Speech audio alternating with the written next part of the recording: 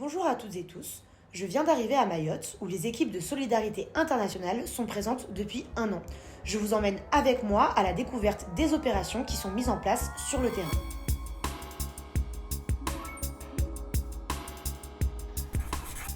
Actuellement, les personnes n'ont de l'eau dans leur robinet que 2 fois 18 heures par semaine.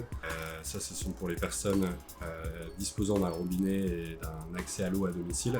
Mais une quantité considérable de la population à Mayotte vivant dans des bidonvilles n'a pas d'accès à domicile et doit se tourner vers des eaux de surface ou des bornes fontaines. On va partir voir plusieurs bornes fontaines et rampes à eau qui sont installées pour pallier au manque d'eau des populations. On est dans le quartier de Cavani, à la borne fontaine de Vétivet, à proximité d'un bidonville. C'est un robinet tout simple avec une borne magnétique sur laquelle les personnes viennent badger une carte magnétique.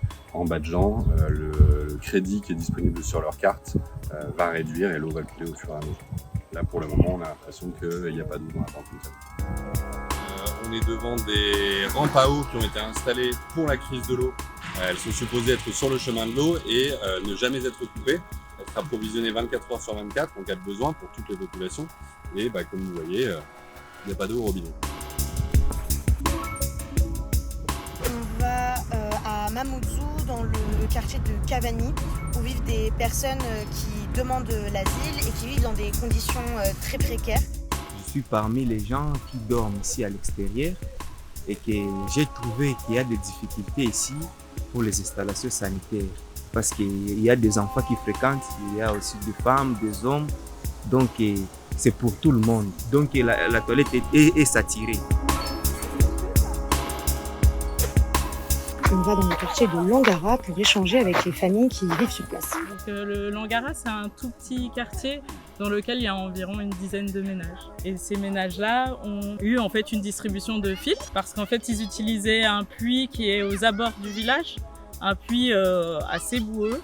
Et ce filtre Orisa permet en fait de rendre une eau un peu plus claire et un peu plus sécurisée.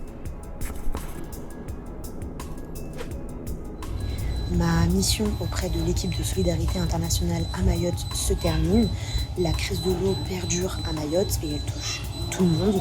Elle touche davantage les personnes qui sont déjà en situation de précarité et elle complique encore plus leurs conditions de vie au quotidien. Pour vous permettre de les soutenir à court, moyen et long terme, faites un don sur solidarité.org.